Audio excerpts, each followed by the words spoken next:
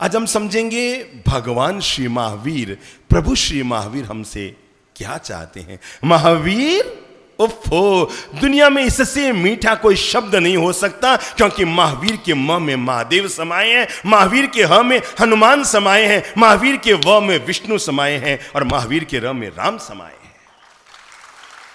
दुनिया के सारी देवत्व शक्ति को जिसे एक शब्द में साकार किया जा सकता है, उस शब्द का नाम है, बोलो बोलो बोलो बोलो, महावीर। हाँ, महावीर के मां में हमें प्रेरणा मिलती है, जीवन में महान बनो। बोलो बोलो, महावीर के मां से हमें प्रेरणा मिलती है, जीवन में महान बनो। महावीर के ह से हमें प्रेरणा मिलती है, जीवन में हिम्मत मत हारो। महावीर के व से हमें प्रेरणा मिलती है, जीवन में वचन निभाओ। और महावीर के र से हमें प्रेरणा मिलती है, जीवों पर रहम करो।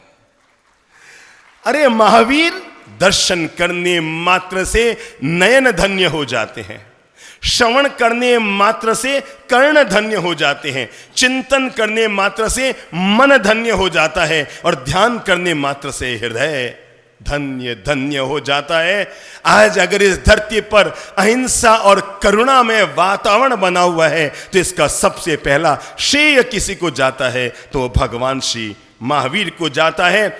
आजादी के महानायक महात्मा गांधी थे, जिन्होंने अहिंसा के बलबूते पर देश को आजादी दी। महात्मा गांधी के पास दोनों विकल्प थे, क्योंकि दुनिया में कई देश ऐसे हैं जिन्होंने हिंसा के बलबूते पर आजादी को हासिल किया। महात्मा गांधी के पास दोनों विकल्प थे, या तो वो हिंसा से आजादी को हासिल करें या फिर अहिंसा से आजादी को हासिल करें। महात्मा गांधी ने अहिंसा का मार्ग चुना, और मैं आपको बता दूं, ये महात्मा गांधी को अहिंसा का दिव्य मार्ग जिस महापुरुष से प्राप्त हुआ, वो भगवान श्री महावीर थे। इसलिए सच्चाई तो ये है, आजादी के महानायक महात्मा गांधी थे, पर आजादी के प्राण भगवान श्री महावीर थे, जिनसे अहिंसा का पाठ लेकर महात्मा गांधी ने अहिंसक वो आंदोलन चलाया कि हमारा देश आजाद हुआ। आओ हम भगवान श्री महावीर में प्रवेश करते हैं। न केवल भगवान श्री महावीर में प्रवेश करते हैं, अपितु हम ये भी समझते हैं कि वो उनके दिव्य संदेश हमारे जीवन के उत्थान के लिए कौन सी बड़ी भूमिका अदा कर सकते हैं। आज अगर पूरा विश्व महावीर प्रभु की तरफ देख रहा है, तो उनको पता है भगवान श्री महावीर के सिद्धांत, भगवान श्री महावीर का दर्शन, भगवान श्री महावीर की फिलॉसफी, भगवान श्री महावीर की बातें और भगवान श्री महावीर का जीवन तब भी उतना ही कल्याणकारी था और आज भी उतना ही कल्याणकारी है। भगवान श्री महावीर की बातें कभी भी आउट ऑफ डेट नहीं हो सकती। पहली बात, भगवान श्री महावीर की बातें, उनके सिद्धांत कभी भी आउट ऑफ डेट नहीं हो सकते। वो हर युग में अप टू डेट रहते हैं। हर युग की आवश्यकता है, तब भी जरूरत थी, आज भी जरूरत है, और 2500 साल के बाद भी इन्हीं सिद्धांतों के आधार पर इंसान को अपनी जिंदगी जीनी पड़ेगी। अगर परिवार में प्रेम चाहिए तो महावीर के सिद्धांतों को जीना जरूरी है। अगर समाज में प्रेम चाहिए, महावीर के सिद्धांतों को जीना जरूरी है। अगर युवा पीढ़ी में हिम्मत और हौसले चाहिए, भगवान महावीर के सिद्धांतों को जीना जरूरी है। अगर दुनिया में प्रेम, शांति, अमन, चैन की जरूरत है, तो इसके लिए भगवान श्री महावीर के सिद्धांतों की जरूरत है।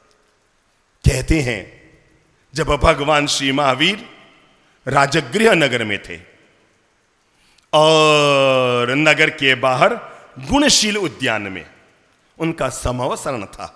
जैसे यहां पर यह दिव्य सभागार बना हुआ है और हजारों लोग रोज आकर अपनी जीवन की दिव्य बातों का आस्वादन ले रहे हैं और जीवन निर्माण और जीवन रूपांतरण का काम कर रहे हैं, वही हो रहा था। भगवान श्री महावीर का समावसरण राजगृह नगर के बाहर गुणशील उद्यान में था। बहुत ध्यान से सुनना इस घटना को। शायद आपने अब तक अनेकों बार भगवान श्री महावीर का जीवन तो सुना होगा, पर यह महान घटना आपके कानों में पहली बार आ रही होगी। और कहते हैं, तब राजगृह नगर के राजा श्रेणिक भगवान श्री महावीर के दर्शन के लिए अपने राजमहलों से रवाना हुए। हजारों हजार नर नारी और विशाल सैन्य दल को साथ लेकर राजा श्रेणिक भगवान श्री महावीर के समावसरण में जा रहे थे। सुबह सुबह के करीबन 7, 7:30 बजे थे। इतनी लंबी चौड़ी शोभा यात्रा जा रही थी। तालाब के किनारे एक मेंढक बैठा था। और पता नहीं मेंढक ने जब इतनी भीड़ भड़के को जाते हुए देखा तो सोचा ये सुबह सुबह इतना लंबा चौड़ा लवाजमा कहां जा रहा है। नगर के राजा भी जा रहे हैं, रानियां भी जा रही है, नगर सेठ भी जा रहे हैं, इतनी बड़ी जनता का समूह जा रहा है, लोग हाथों में थालियां ले लेकर के जा रहे हैं। और तब लोगों की बात से सुनकर मेंढक को पता लग गया कि नगर के बाहर गुणशील उद्यान में भगवान श्री महावीर आए हैं, ये सब उन्हीं के दर्शन के लिए जा रहे हैं। मेंढक के मन में आया, ओफ, मैं भी जाऊं। क्या आया? मैं भी चलता हूं और मैं भी भगवान श्री महावीर का दर्शन करता हूं, क्योंकि कहते हैं उनके सभा मंडप में तो देवता भी आते हैं, नर नारी भी आते हैं और पशु पक्षी भी आ सकते हैं, तो मैं भला क्यों न जाऊं। अरे मैं भी जाता हूं और भगवान महावीर के दर्शन करता हूं। और उसने जैसे ही एक फलांग मारी कि मन में आया ये इतने सारे लोग भगवान के दर्शन के लिए जा रहे हैं और थालियां भर भर के पुष्प लेकर जा रहे हैं भगवान को चढ़ाने के लिए, भला मैं खाली हाथ कैसे जाऊंगा? क्या करूं क्या करूं? अगर मैं हाथ में पुष्प पकड़ लूं तो चलूंगा कैसे? मेंढक ने सोचा अगर मैं हाथ में पुष्प पकड़ लूं तो चलूंगा कैसे। और तब कहते हैं मेंढक गुलाब के फूल के पास गया, अपने होठ से उसने एक पंखुड़ी अपने होठों के बीच में ली। ध्यान से सुनना, उस मेंढक ने क्या किया? गुलाब के फूल की एक पंखुड़ी अपने होठ के बीच में ली और कहा चलो अब चलता हूं, ये होठ में रहा हुआ गुलाब की पंखुड़ी भगवान के चरणों में चढ़ा दूंगा। और वो बड़ा खुश होकर मेंढक निकल पड़ा, चलो अरे आज भगवान के दर्शन करेंगे, अरे आज भगवान के दर्शन करेंगे। और जोर जोर से छलांगे मार मार कर मेंढक आगे बढ़ रहा था। राजा श्रेणिक की सवारी चल रही थी और हजारों लोग भगवान के दर्शन के लिए जा रहे थे। मेंढक चले जा रहा है, सड़क के किनारे चले जा रहा है, एक पगडंडी थी उसके भी किनारे चले जा रहा है कि मैं जाऊंगा भगवान के दर्शन करूंगा। पर तभी वो मेंढक तो जा रहा है भगवान के दर्शन करने की दिव्य भावना के साथ, और तभी राजा श्रेणिक की सेना में चलने वाले एक सैनिक के मन में आता है मेरा घोड़ा पीछे है, मैं एक काम करता हूं घोड़े को नीचे उतारता हूं और अपने घोड़े को आगे ले जाता हूं। वो रोड से पथ से अपने घोड़े को नीचे पगडंडी पर लेकर आता है और अपने घोड़े को आगे ले जाना चाहता है, लेकिन तभी घोड़े का पांव उसी मेंढक पर पड़ जाता है। और जैसे घोड़े का पांव पड़ता है उस मेंढक के प्राण निकल जाते हैं। और जैसे ही प्राण निकल रहे होते हैं उसके मुंह से उसके मन में क्या चिंतन चल रहा है? बोलो बोलो। भगवान महावीर के दर्शन करने जा रहा हूं और उसके मन में चिंतन चल रहा है। और जैसे ही घोड़े का पांव मेंढक के शरीर पर पड़ता है, होठों में रही हुई पंखड़ी तो बाहर गिर जाती है और मुंह से अंतिम बोल निकलते हैं जय श्री महावीर। और जैसे ही मेंढक के मुंह से जय श्री महावीर निकलता है और मेंढक के प्राण निकल जाते हैं। घटना यहीं पूरी नहीं होती, आगे बढ़ती है। राजा श्रेणिक भगवान श्री महावीर के पास पहुंचते हैं, उनके दर्शन वंदन करते हैं, उनका चरण वंदना करते हैं, उनका प्रवचन सुन रहे होते हैं। तभी अचानक वो देखते हैं उनके समोसरण में यानी उनके प्रवचन स्थल पर एक देदीप्यमान अत्यंत चमकता हुआ देवता आया है। क्योंकि अब तक भगवान के प्रवचन मंडप में कई बार इंद्र इंद्राणी देवी देवता आए हैं, पर ऐसी चमक आज तक श्रेणिक राजा ने कभी नहीं देखी। जो चमक पूरा समवसरण जगमगाने लग गया, जिसके आने से पूरा समवसरण जगमगाने लग गया, चारों तरफ चमक ही चमक फैल गई, इतना देदीप्यमान देवता प्रकट हुआ।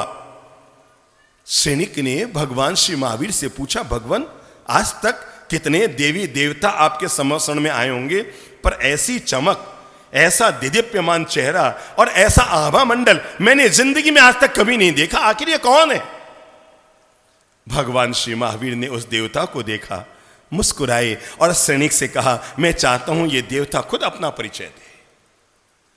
अब वो देवता अपना परिचय देना शुरू करता है और कहता है, हे राजन, मेरा परिचय मैं क्या दूं? मैं तो जो कुछ हूं भगवान की कृपा से हूं। सच्चाई तो ये है राजन कि अभी अभी थोड़ी देर पहले आपके सैन्य दल आ रहा था और सबके मुंह से जब मैंने सुना कि सब भगवान श्री महावीर के दर्शन करने के लिए जा रहे हैं, वो एक मेंढक जो तालाब के किनारे बैठा था, उस तालाब के किनारे बैठे हुए मेंढक के मन में भावना हुई कि मैं भी भगवान के दर्शन करूं। और उस मेंढक ने अपने होठों में क्या ली? गुलाब की एक पंखुड़ी ली भगवान को चढ़ाने के लिए, और वो मेंढक चले जा रहा था। राजन, आपका एक सैनिक का घोड़ा नीचे उतरा और वही घोड़े का पांव उस मेंढक पर गिरा और मेंढक के मुंह से निकल पड़ा, जय श्री महावीर। हे राजन सैनिक, मैं आपको क्या बताऊं, भगवान का दर्शन करना तो बहुत दूर की बात है, भगवान का प्रवचन सुनना तो बहुत दूर की बात है, भगवान का चिंतन करने मात्र से मैं आपको ये बता रहा हूं, हे राजा सैनिक, वो जो मेंढक मरा, वो मेंढक मरकर और कोई नहीं, मैं ही ये देवता बनकर भगवान के दर्शन करने के लिए आया। जिनके दर्शन नहीं, क्या कहा मैंने, चिंतन करने मात्र से व्यक्ति की गति सुधरकर त्रियंच योनि का जीव सीधा देव गति में चला जाता है, वो भगवान श्री महावीर है। जिनके दर्शन तो बहुत दूर की बात है, जिनके चिंतन करने मात्र से व्यक्ति की गति सुधर जाती है, आत्मा निर्मल हो जाती है, भाव दशाएं पवित्र हो जाती है। मेरे भाई, ये वो दीप जला था 2600 साल पहले, जो दीप तो चला गया पर उसकी रोशनी में पूरी दुनिया जी रही है। अरे मेरे भाई, 2600 साल पहले कोई अगरबत्ती जली थी, जो अगरबत्ती तो बुझ गई पर उसकी खुशबू आज भी हमारे भीतर महक रही है, और उसी का नाम है भगवान श्री महावीर।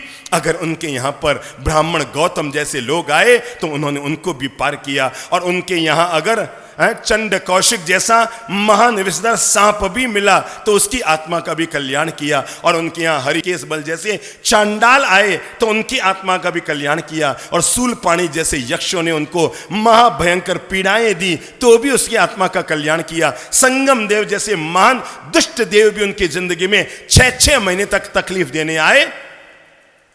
100 महापुरुषों ने केवल ज्ञान पाने से पहले अपनी जिंदगी में जितने कष्ट और परिसर सहन किए होंगे, इस धरती के बसने के बाद धरती के इतिहास में जब से सूरज और चांद है तब से लेकर आज तक मैं जितना इतिहास जानता हूं, मैं आपको बता दूं, एक ही जीवन में जितनी साधना में तकलीफें, कष्ट और परिसह भगवान श्री महावीर ने सहन किए होंगे, धरती के इतिहास में किसी भी महापुरुष ने उतनी तकलीफें सहन नहीं की होगी, उतने परिसर धरती के इतिहास में किसी महापुरुष ने सहन नहीं किए होंगे जितने भगवान श्री महावीर ने सहन किए थे। इसलिए भगवान श्री महावीर, याद रखना, जिसके पास शक्ति होती है वो सिकंदर बनता है, पर जिसके पास सहन शक्ति होती है वो भगवान महावीर बनता है। और वो महावीर गौतम भी तिर गए, चंदन बाला भी तिर गए, चंड कौशिक भी तिर गया और संगम भी तिर गया। अरे जिनकी सेवा में आकर अति मुक्त जैसे बालक भी तिर गए और आर्द्र कुमार जैसे अनार्य भी तिर गए। भगवान श्री महावीर जिनके चरणों में आकर नंदी सेन जैसे लोग भी बाहर निकल गए, और जिनके चरणों में आकर अति मुक्तक जैसे बालक, अरे और तो और जो जिंदगी भर उनका आलोचक बना रहा, गोशालक भी उनके चरणों में आकर बेड़ा पार करने में सफल हो गया। मैं यही बताना चाह रहा हूं, महावीर को जिसने चाहा वो भी महावीर के चरणों में आकर पार हो गया, और जो न चाह पाया वो भी पार हो गया। महावीर का काम यही था, जो जो उनके चरणों में आए भगवान ने सबको पार किया। मैंने सुना है राम ने रावण को जीता था और कृष्ण ने, पर महावीर ने दोनों को जीता था। राम ने रावण को जीता, कृष्ण ने कंस को जीता, पर महावीर ने दोनों को जीता था। सच्चाई तो यह है, महावीर ने राग और द्वेष के रावण को मारा था और कषायों के कंस का वध किया, तभी तो वो अरिहंत बने। और अरिहंत का मतलब क्या होता है? जो अरि यानी अपने राग द्वेष मूलक दुश्मनों को जीतने में सफल हो जाता है दुनिया में, वही क्या होता है? बोलो बोलो। तभी तो हम 2600 साल भी उनकी वंदना करते हुए गाया करते हैं, जय बोलो हो घटे घट के, हाँ घटे घट के अंतर्यामी की, घटे घट के अंतर्यामी की, जय बोलो हो घटे घट के, हाँ घटे घट के, हो घटे घट के अंतर्यामी की, घटे घट के, जय बोलो महावीर स्वामी की, जय बोलो। जिस जगती का उद्धार किया, जिस जगती का, जो आया शरण उसे पार किया, जो आया शरण, जिस पीड़ हरि हर प्राणी की, जिस पीड़ हरि हर प्राणी की, जय बोलो महावीर, जय बोलो। संगीत धीमे कर दो, मैं भी धीमे बोलूंगा, सबकी आवाज सुनना चाहता हूं, सब गाओ। जय बोलो।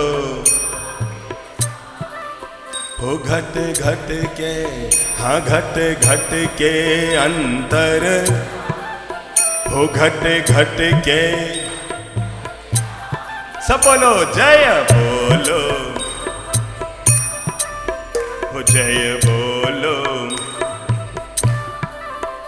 जो पाप मिटाने, जो पाप मिटाने, जो भारत आन जगाया था, जो भारत आन, उस त्रिशला, हो उस त्रिशला, हो जय बोलो महावीर स्वामी की, जय बोलो। जो पाप मिटाने आया था, जो भारत आन जगाया था, उस त्रिशलानंदन ज्ञानी की, उस त्रिशलानंदन ज्ञानी की, जय बोलो महावीर। सब गाओ जय बोलो। हो लाख बार प्रणाम तुम्हें, हो लाख बार, हो लाख बार पर, हे वीर प्रभु भग, हे वीर प्रभु, मुनि दर्शन मुगति गामी की, जय बोलो महावीर, जय बोलो महावीर। हो जग घट के, हो घट घट के, हो घट घट के अंतर्यामी की, घट घट के, जय बोलो महावीर स्वामी की, जय बोलो महावीर स्वामी की, जय बोलो महावीर स्वामी की, जय बोलो महावीर स्वामी की, जय बोलो। नारी जाति का उद्धार करने वाले महावीर थे, शूद्र जाति का उद्धार करने वाले महावीर थे, हिंसा को रोककर अहिंसा की स्थापना करने वाले महावीर थे, और जातिगत भेदभाव को मिटाकर पूरी मानवता को एक करने वाले महावीर थे। पहली बार युगों के बाद धरती पर यह बात आई होगी जब भगवान ने कहा था, दुनिया में कोई आदमी न तो जन्म से ब्राह्मण होता है, न जन्म से क्षत्रिय होता है, न जन्म से वैश्य होता है, और न ही जन्म से शूद्र होता है, क्योंकि आदमी वो नहीं होता जो जाति में पैदा होता है। भगवान श्री महावीर ने मानवता को संदेश दिया, आदमी वो होता है जैसे उसके, बोलो बोलो, कर्म होते हैं। व्यक्ति जाति से, वंश से कभी महान नहीं होता। आदमी जब भी महान होता है तो अपने कर्म से महान होता है। और आज जब हम भगवान श्री महावीर के संदेशों से अब रूबरू होने वाले हैं कि भगवान महावीर हमसे क्या चाहते हैं, भगवान महावीर पहली बात हमसे चाहते हैं, वो ये नहीं कहते कि तुम दिन भर बैठकर मेरी माला जपो। पहली बात भगवान ये नहीं कहते, क्योंकि आगमों में आता है, भगवान से पूछा गया कि भगवान, एक व्यक्ति वो है जो दिन भर आपके नाम की माला जपता है, दिन भर आपके नाम की माला जपता है। दूसरा वो है जो आपके नाम की माला तो नहीं जपता पर दिन भर आपके बताए हुए रास्ते पर चलता है। तो पूछा गया, भगवान दोनों में ज्यादा महान कौन है? तो भगवान ने कहा, मुझे वो नहीं पाता जो मेरा नाम जपता है, मुझे वो पाता है जो मेरे बताए हुए रास्ते पर चलता है। इस पूरी मानवता को भगवान श्री महावीर ने जो पहला संदेश दिया, जिसके लिए युगों युगों तक पूरी दुनिया उन्हें याद कर रही है, पूरी दुनिया उनकी पूजा कर रही है, और आज पूरी दुनिया कहती है वर्तमान को वर्धमान की आवश्यकता है। वर्तमान को वर्धमान की आवश्यकता है, महावीर के संदेशों की फिर दुनिया को आवश्यकता है। और भगवान श्री महावीर ने पहला संदेश मानवता को दिया था, और वो है खुद भी सुख से जियो और दूसरों को भी सुख से जीने दो, जिसको एक शब्द में भगवान महावीर ने कहा, हर व्यक्ति को अपना जीवन अहिंसक जीना चाहिए, जियो और जीने दो की भावना के साथ जीना चाहिए। अगर हम किसी को जीवन दान नहीं दे सकते हैं तो किसी का जीवन लेने का हक भी हमें नहीं है। मेरे भाई, पेड़ पर लगे हुए 1,00,000 पत्तों को आदमी तोड़ सकता है। क्या कहा मैंने? पेड़ पर लगे हुए 1,00,000 पत्तों को आदमी तोड़ सकता है, पर क्या आप में कोई है ऐसा व्यक्ति जो हाथ खड़ा कर दे कि उनमें से एक पत्ता वापस भी पेड़ पे लगा सकता है? अरे जिस इंसान के हाथ में एक पेड़ के पत्ते को भी वापस लगाना नहीं है, उस इंसान के हाथ में किसी जीव के वध करने का अधिकार कहां से हो सकता है? हर जीव सुख से जीना चाहते हैं। भगवान कहते हैं हर जीव सुख से जीना चाहते हैं, और अगर तुम अपनी जिंदगी में सुख चाहते हो तो एक ही रास्ता है, अपनी ओर से दूसरों को सुख बांटो ताकि आपकी जिंदगी में भी सुख आ सके। कहते हैं भगवान बुद्ध जब बच्चे थे, राजकुमार थे, उनका चचेरा भाई था जिसका नाम था शुद्धोदन। कहते हैं दोनों जंगल में खेलने के लिए गए थे। भगवान बुद्ध तो करुणा और अहिंसा से जुड़े हुए थे। भगवान महावीर और भगवान बुद्ध दोनों समकालीन थे। भगवान बुद्ध ने अपने जीवन में लगभग 1 वर्ष तक भगवान श्री महावीर के पवित्र मार्ग को जीवन में जीने की कोशिश की थी। और कहते हैं बुद्ध जब छोटे थे, राजकुमार थे, जंगल में अपने चचेरे भाई शुद्धोदन के साथ खेलने गए हुए थे, और वहीं पर उन्होंने देखा कि शुद्धोदन ने बिना भगवान बुद्ध को बताए हुए और पीछे से छुपकर एक हंस वहां हवा में उड़ रहा था, और उसने उस पर बाण चला दिया। बाण लगते ही हंस घायल होकर नीचे गिर पड़ा। जैसे हंस घायल होकर नीचे पड़ा, बुद्ध चिल्लाए, अरे ये तुमने क्या किया? एक जीव का वध करने का काम, एक जीव को बाण मारना, और दौड़ कर गए। बुद्ध ने उसका बाण निकाला, अपने राजमहल में लेकर आए, 5-7 दिन तक उसका उपचार किया। बहुत ध्यान से सुनना घटना को। 5-7 दिन तक उसका उपचार किया, और उपचार करने के बाद हंस बिल्कुल स्वस्थ हो गया। जब हंस बिल्कुल स्वस्थ हो गया तो उनके चचेरे भाई शुद्धोदन ने कहा, ये हंस तो मैं लूंगा, इस हंस पर मेरा अधिकार है, क्योंकि बाण मैंने चलाया था। बुद्ध ने कहा बाण तूने चलाया था, पर इसको बचाने का काम मैंने किया था, इसलिए हंस ये मेरा है। दोनों में झगड़ा हो गया। बुद्ध कहने लगे हंस मेरा है, और वो चचेरा भाई कहने लगा हंस मेरा है। अंततः बात पहुंच गई कहां? राजसभा में।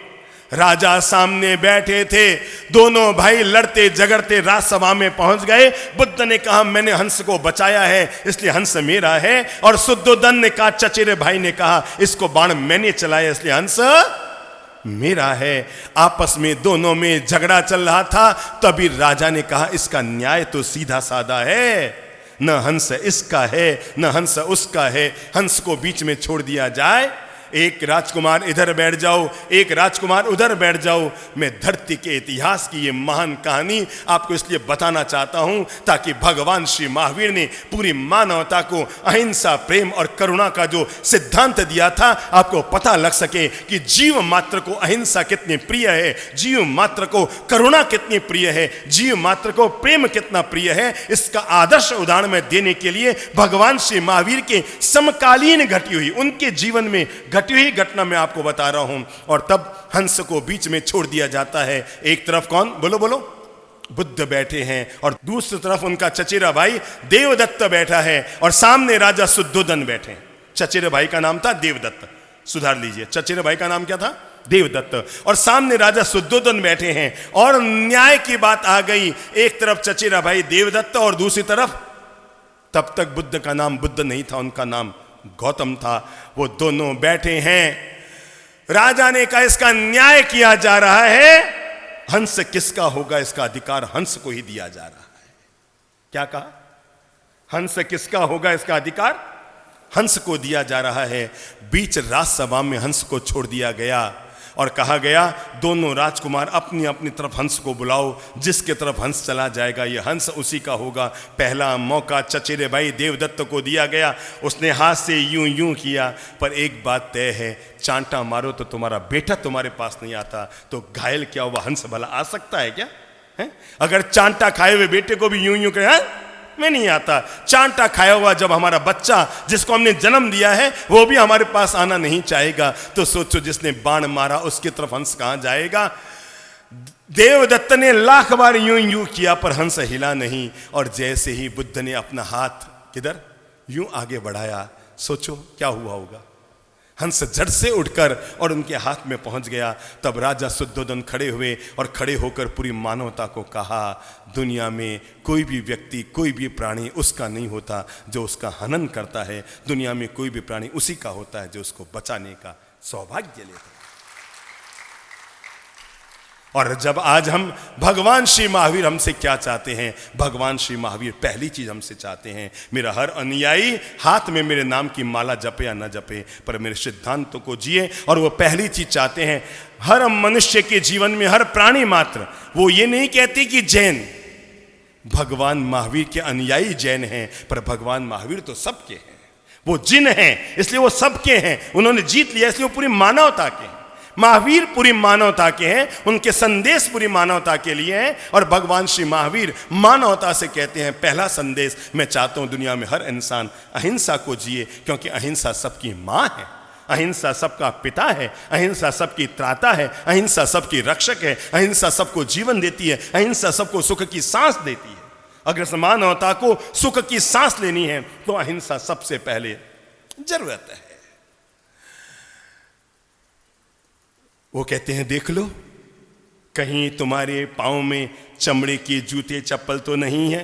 प्लीज भगवान महावीर हमसे चाहते हैं, मैंने कहा ना क्या क्या चाहते हैं, वो पहली चीज चाहते हैं आपके जीवन में अहिंसा हो, और इसके लिए वो कहते हैं देख लो आपके पाँव में चमड़े के जूते तो नहीं है, अगर है तो भगवान कहते हैं मेरे नाम पर पहला काम करो, तुम पर्यूषण में मेरे नाम पर मेरे पालने का 21 लाख का चढ़ावा बाद में लेना, पहले अपने पाँव में रहने वाले हिंसक जूतों को बाहर निकाल देना, क्योंकि मुझे चढ़ावा प्रिय कम है, मुझे अहिंसा ज्यादा प्रिय है। और भगवान श्री महावीर कहते हैं मेरा चढ़ावा जरूर लेना, पर उससे पहले एक नई चीज और चढ़ा लेना, और वो है पाँव में रहे हुए चमड़े के जूतों को बाहर निकाल कर। कितने अच्छे अच्छे जूते आजकल आते हैं, वो क्या कहते हैं, वो 2-2 हज़ार के जूते आते हैं ना, उनको क्या कहते हैं, वो बड़े सॉफ्ट सॉफ्ट रहते हैं, स्पोर्ट्स के जूते आते हैं, और कौन से आते हैं, कपड़े के जूते आते हैं, रेगजिन के जूते आते हैं। कितना जोरदार लगता है जब महावीर जयंती की शोभा यात्रा निकलती है, 2 लोग हाथ में यूं यूं बैनर लेकर चलते हैं, और बैनर पर लिखा हुआ अहिंसा परमो धर्म, और पीछे वाले जोर जोर से नारा लगाते हैं अहिंसा धर्म की जय हो, अहिंसा धर्म की जय हो, अहिंसा धर्म की जय हो। और पाँव में नजर डालो तो वो कहते हैं नहीं मुझे बैनर नहीं चाहिए, मुझे अच्छे नर चाहिए। महावीर कहते हैं मेरे नाम पर मुझे बैनर नहीं चाहिए, मुझे जीवन जीने वाले अच्छे नर चाहिए, और पहला काम करो। मैं नहीं चाहता, महावीर कहते हैं मेरे नाम पर अहिंसा परमो धर्म के बैनर बनाए जाए। वो कहाँ कहते हैं कि मेरे नाम पर अहिंसा के सर्कल बनाए जाए, वो कहते हैं अहिंसा को जीवन में जिया जाए। और पहला काम भगवान कहते हैं देख लो पाँव में जूते चप्पल, क्या बोलो बोलो बोलो किसके? अगर आप हमसे प्रेम करते हैं, हमारे नाम पर 1000-2000 अगर आप खर्चा कर सकते हैं तो जरूर कर लेना। आप में कोई ये नहीं है ना जिससे मैंने एक पैसा भी मांगो यहाँ आने के बाद मांगा। आज पूरे छत्तीसगढ़ में आए 36 दिन हो गए, ठीक है ना, रायपुर में चातुर्मास शुरू किए हुए 36 दिन आज पूरे हो गए हैं, तो छत्तीसगढ़ के 36 दिन बाहर निकल गए। तो मैं आपसे आज एक चीज मांगता हूं, और वह 1000-2000 रुपया आप मेरे लिए खर्च कर दें, और वो है आज ही भगवान श्री महावीर के नाम पर पहला संकल्प लें, मैं हिंसा से जुड़ी हुई किसी वस्तु का प्रयोग नहीं करूंगा। नंबर 1, अपने पाँव में रहने वाले चमड़े के जूतों का मैं त्याग करूंगा। कपड़े के जूते, स्पोर्ट्स के जूते, मैंने दरअसल 10 साल का मैं संत बन गया, मुझे नाम नहीं आते हैं, पर आप मैं समझता हूँ ऐसे जूते भी, ऐसे चप्पल भी दुनिया में आते होंगे जो चमड़े से जुड़े हुए। क्यों माताओं, क्यों बहनों, जो हम 8-8 सामायिक कर लेते हैं और बाहर निकलते समय चमड़े की चप्पल पहनते हैं, शोभा की बात है कि नहीं है? नहीं है ना। तो आज से हम नियम लें, हम ऐसी चप्पल, ऐसे जूते, ऐसी चीज पहनेंगे जिसमें किसी भी प्रकार का हिंसाजन्य कर्म न छिपा हो। देख लो आपका पर्स, देख लो। अगर आपका पर्स चमड़े से निर्मित है तो भगवान महावीर कहते हैं हाथ में सामायिक के लिए मुपत्ति बाद में लेना, पहले हाथ में चमड़े का जो पर्स है उसको बाहर निकाल देना। मुझे अहिंसा प्रिय है। क्या कहते हैं वो? मुझे अहिंसा प्रिय है। जो मेरे सिद्धांतों को जीता है वो मुझे प्रिय है। आज से हम नियम बना सकते हैं इस चातुर्मास के बाद कि मैं अब, गुरु महाराज जी आए हैं और ये दक्षिणा मांग रहे हैं। क्या मांग रहे हैं? दक्षिणा मांग रहे हैं। तो मैं ये संकल्प करती हूं या करता हूं, मैं चमड़े से बनी हुई वस्तुओं का उपयोग नहीं करूंगी। तो हम कहाँ हैं अब? जूते से कहाँ गए? पर्स में। तो पर्स का उपयोग अच्छा हम करते हैं ना। कई बार जो हमारे पास पर्स होते हैं, हम बिना सोचे समझे बाजार में जो सुंदर पर्स दिखता है, कैसे आपको बताऊं, जीवों का वध केवल उनके लिए नहीं होता जो नॉनवेज खाते हैं, जीवों का वध उनके लिए भी होता है जो चमड़े के निर्मित वस्तुओं को पहनते हैं। हम नट नहीं सकते हैं, हम उसके दोष से नट नहीं सकते हैं, वे भी उतने ही भागीदार हैं। इसलिए हमें दूसरा हाथ बढ़ाना पड़ेगा। अपने हाथ में अगर चमड़े का पर्स है, बहनों हाथ खड़ा करो, कौन कौन है जो आज से चमड़े का पर्स हाथ में नहीं लेंगी? ईमानदारी से, जिनको लगता है हम भगवान महावीर से वास्तव में प्रेम करते हैं और केवल दिखावे के नाम पर करते हैं, नो प्रॉब्लम। चमड़े का पर्स नहीं, पक्की बात, पक्की बात। खुद के लिए ताली बजाओ। पूरी नारी जाति ने, हजारों महिलाओं ने एक साथ हाथ खड़ा किया कि हम चमड़े का पर्स हाथ में नहीं लेंगे। हाँ हाँ, अभी बच्चे थोड़े ही हैं, कमर पे आ जाओ। इतनी जल्दी नहीं छूट पाओगे। जिंदगी भर आप मंदिर में जाकर महावीर से मांगते रहे, आज भगवान महावीर आपसे कुछ मांग रहे हैं।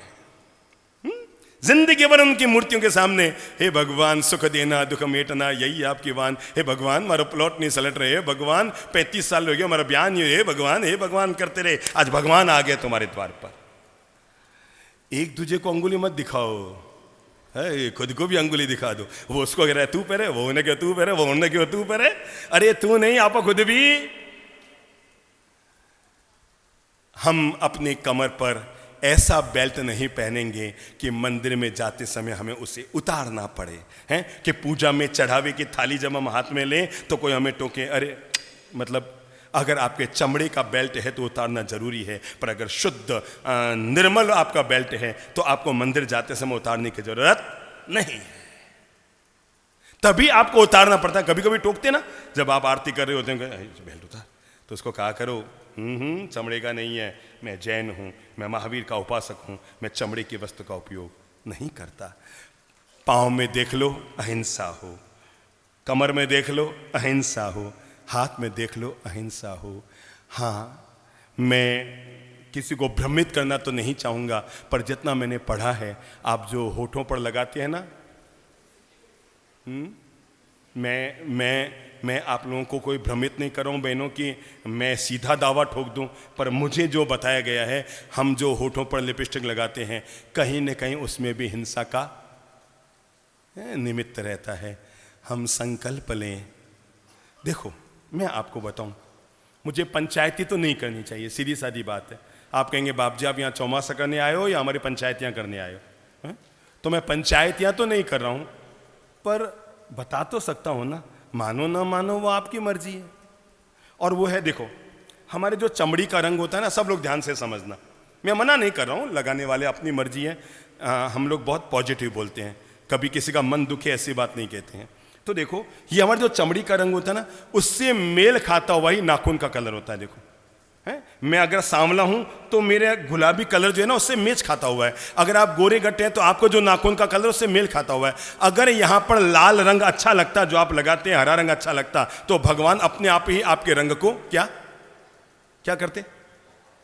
मेरे पास कल एक बिटिया आई थी, सिद्धि तप कर रही है, कल उसके 7वां या 8वां वो था सिद्धि तप का चरण।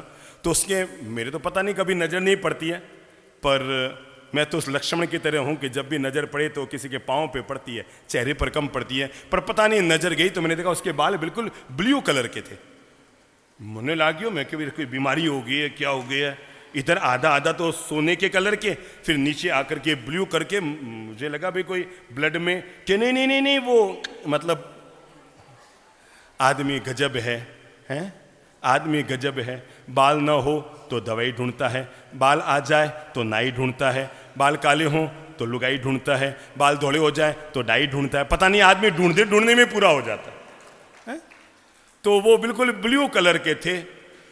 मैं आपको फिर बता दूं, मोर के पंख रंगीन अच्छे लगते हैं तो भगवान ने वैसे बना के भेजे हैं, और कौवे के पंख काले अच्छे लगते हैं तो भगवान ने वैसे बनाकर भेजे हैं। सबको अपने अपने चेहरे पर जो जो चीज शोभा देती है ना, पुरुषों के मुंह पर मूछें अच्छी लगती है तो लगा के भेजी है, और महिलाओं की अच्छी नहीं लगती इसलिए लगा के नहीं भेजी है। और कहो तो भगवान से प्रार्थना कर दूं कि आपके भी सबके लगवा दे, मेरे काको जी का क्या जा रहा है।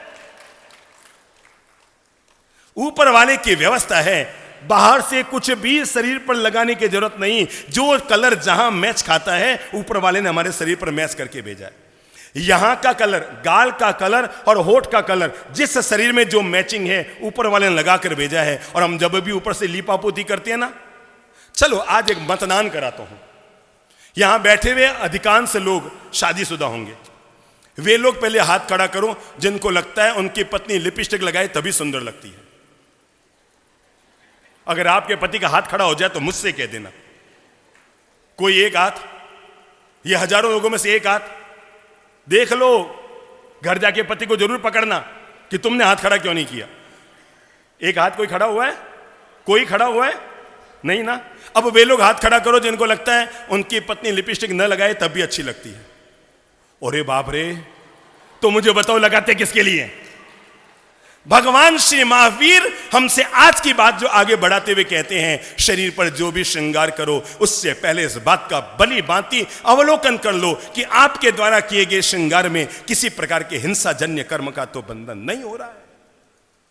भगवान की अहिंसा हमसे चाहती है आप कुछ भी उपयोग करें, पर जब हम इतना विवेक रखते हैं कि हम टिंडी खाएं कि आलू खाएं, हमें आलू नहीं खाना चाहिए, टिंडी खानी चाहिए क्योंकि इसमें जीव का हनन कम होता है। तब हम इतना विवेक जब रखते हैं तो हम लोग अपने शरीर पर उपयोग किए जाने वाली चीज़ों के प्रति अहिंसा का भावना क्यों नहीं लाते? भगवान श्री महावीर हमसे चाहते हैं। मैंने कहा ना, भगवान महावीर हमसे क्या चाहते हैं? पहली बात वो चाहते हैं हम हिंसा जन्य कर्म से हमेशा बचे हुए रहें। वो कहते हैं मेरी अहिंसा को पॉजिटिव रूप दो, और पॉजिटिव रूप ये दो कि तुम हर एक दूसरे का सहयोग करो।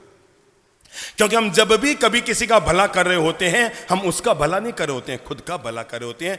वो मैं घटना आपको याद दिला रहा हूं कि जब एक लड़का सड़क पर खड़ा है और शाम ढल गई है, काले बादल आ चुके हैं, बारिश बरस रही है और पूरा घनघोर काला वातावरण बना हुआ है, शाम ढल रही है, और बच्चा बार बार एक एक कार को रुकने का इशारा कर रहा है, यूं यूं यूं यूं कर रहा है, पर कोई भी व्यक्ति कार नहीं रोक रहा। फुर्र फुर्र हाईवे से सबकी कारें जा रही है लाइन से। बच्चे को लगा कि अब मैंने अगर कोई कड़क निर्णय नहीं लिया तो बात बिगड़ जाएगी, और बच्चे ने सोचा अब ये जो पहली कार आएगी पत्थर लूंगा और उसका कांच फोड़ दूंगा ताकि कार जरूर रुक जाएगी। और बच्चे ने एक पत्थर उठाया, सामने से एक नई कार आ रही थी, बच्चे ने यूं यूं यूं यूं खूब किया पर कार न रुकी तो उसने पीछे से क्या मारा है?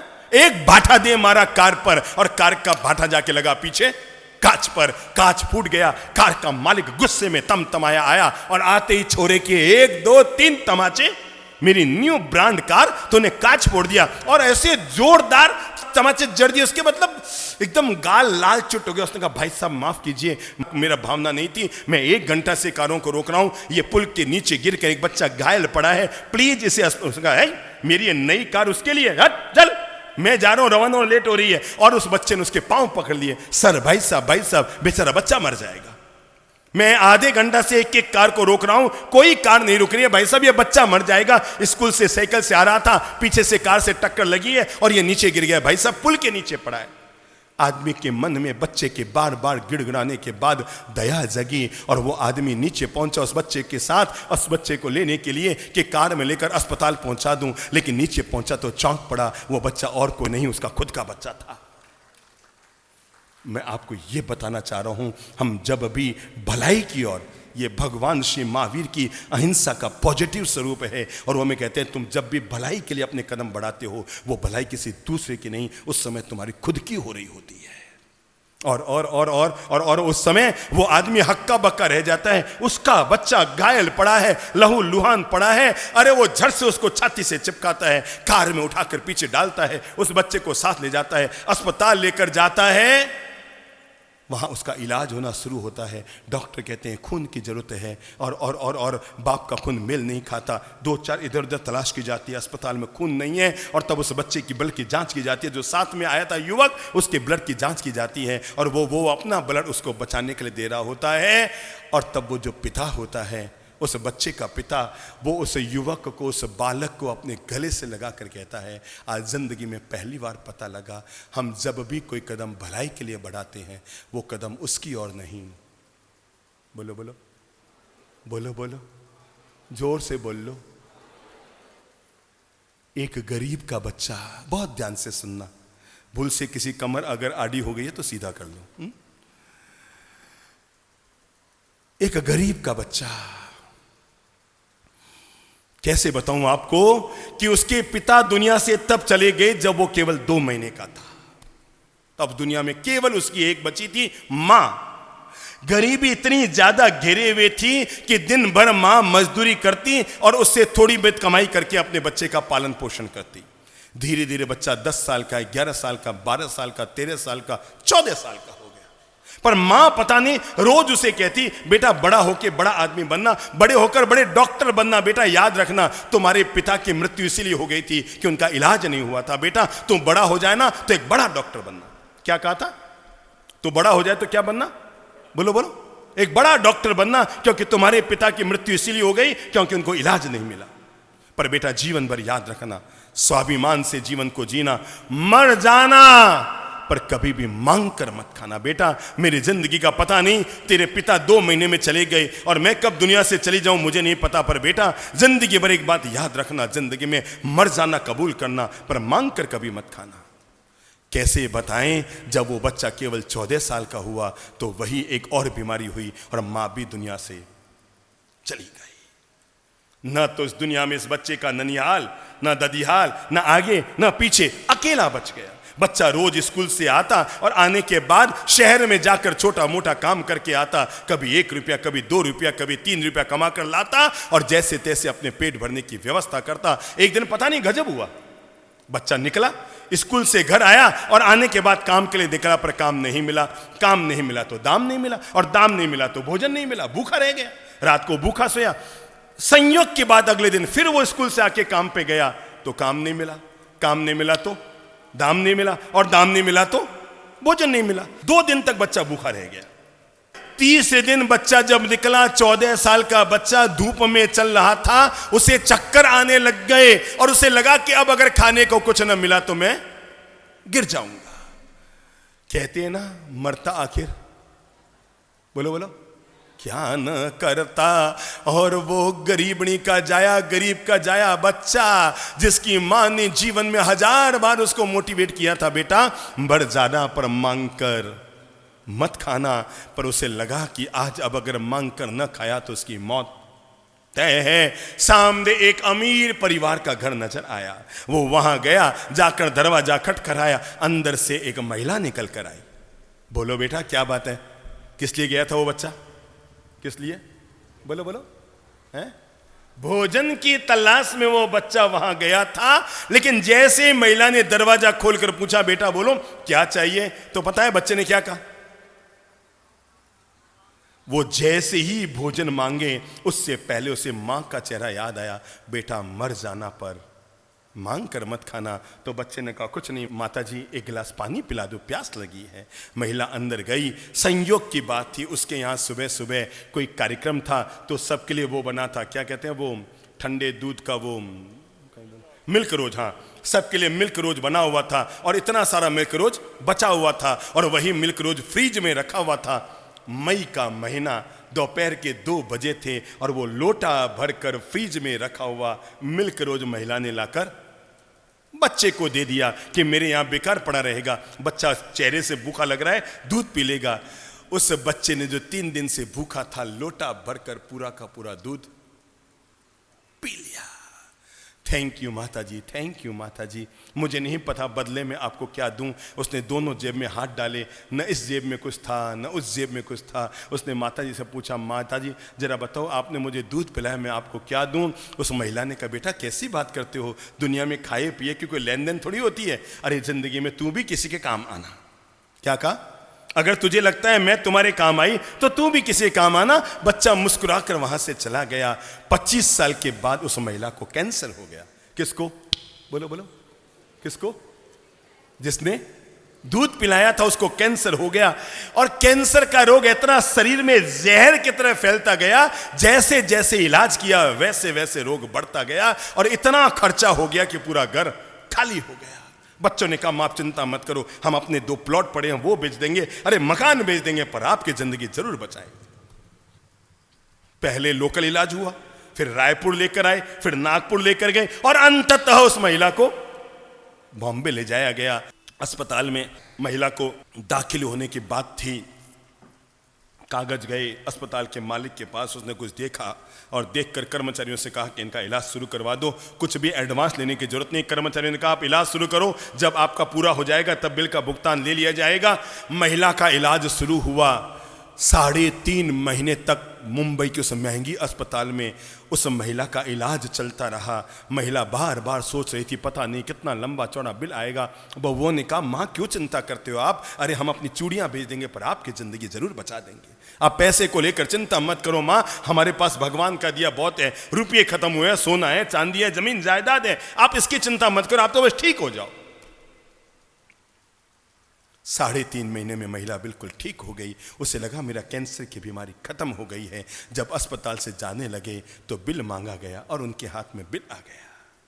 कागज के लिफाफे में उनके हाथ में बिल आ गया। महिला ने बड़े कांपते हाथों से बिल खोला, क्योंकि नर्स सीधा उस महिला के हाथ में ही बिल देकर गई थी और उसने कांपते हाथ से खोला। पता नहीं मुंबई की इतनी महंगी अस्पताल में कितना लंबा चौड़ा बिल आया होगा। उसने वो लिफाफा खोला, लिफाफा मीन्स कवर खोला, अंदर से बिल निकाला तो बिल के नाम पर एक कागज का टुकड़ा निकला जिसमें लिखा था माता जी आपने अपना बिल का भुगतान तो 25 साल पहले कर दिया था, आज वापस करने की बारी मेरी है। वही 1 गिलास दूध वाला बच्चा जो आज इस अस्पताल का मालिक बना हुआ। क्या कहा? वही 1 गिलास दूध वाला बच्चा जो आज बोलो बोलो बोलो बोलो इस अस्पताल का मालिक बना हुआ है। तब उस महिला ने, पता नहीं उसे तो याद भी नहीं आया कि कौन सा 1 गिलास दूध वाला बच्चा, कौन सा 1 लोटा दूध वाला बच्चा। थोड़ा बहुत बुद्धि लगाई तो याद आया हाँ एक गरीब बच्चा तो आया था, घर में दूध पड़ा था, फ्रिज में मैंने पिलाया था, पता नहीं वही होगा। और तो उस महिला ने अपने पास में खड़ी हुई बहुओं के सिर पर हाथ फेरते हुए कहा बेटा जिंदगी का ये सिद्धांत आज पता लग गया, अगर तुम किसी का इतना सा भला करते हो तो भगवान इतना सारा वापस लौटाता है। अगर तुम जिंदगी में बोलो बोलो बोलो बोलो किसी का इतना सा नाखून जितना भला करते हो तो भगवान बादल जितना वापस बनाकर लौटाता है। भगवान श्री महावीर हमसे चाहते हैं हम अहिंसा को और प्रेम को और करुणा को जीवन में जिएं। भगवान श्री महावीर हमसे चाहते हैं हम आचौर्य व्रत को जीवन में जिएं, पराये धन पर कभी भी नजर न डालें। भगवान श्री महावीर हमसे चाहते हैं हम जीवन में हमेशा सत्य बोलें, कभी भी असत्य भाषा का उच्चारण न करें। भगवान महावीर हमसे चाहते हैं हम अपने शील और सदाचार के प्रति हमेशा निर्मल रहें। भगवान श्री महावीर हमसे चाहते हैं अगर हमारे पास जरूरत से ज्यादा धन है तो उसे बेवजह इकट्ठा करने के बजाय गरीब लोगों में, जरूरतमंद लोगों में, मानवता के कल्याण के लिए, धर्म के विकास के लिए, मंदिर और तीर्थों के निर्माण के लिए हमें अपने धन का पॉजिटिव और सकारात्मक उपयोग कर लेना चाहिए। पर भगवान कहते हैं कुल मिलाकर मैं इतना ही कहता हूं, मैं तुमसे और कुछ नहीं चाहता, बस एक नैतिक और सदाचार में जीवन का निर्माण हो जाए, मैं तुमसे इतना सा चाहता हूं। और भगवान श्री महावीर की उस बात को हम जीवन में कभी न भूलें। मानवता के लिए इससे बढ़कर कोई वरदान नहीं हो सकता जब भगवान श्री महावीर ने हम सभी लोगों से कहा था, और वो था बोलो बोलो अनेकांत की बात कि केवल तुम जो कहते हो वही सच नहीं है, तुम जो सोचते हो वही सच नहीं है, सामने वाला जो कहता है और सोचता है उसमें भी सच्चाइयां हैं। ये भगवान महावीर स्वामी का मौलिक सिद्धांत था। ये वो सिद्धांत है जिससे पूरी दुनिया में अमन, चैन और प्रेम को कायम किया जा सकता है।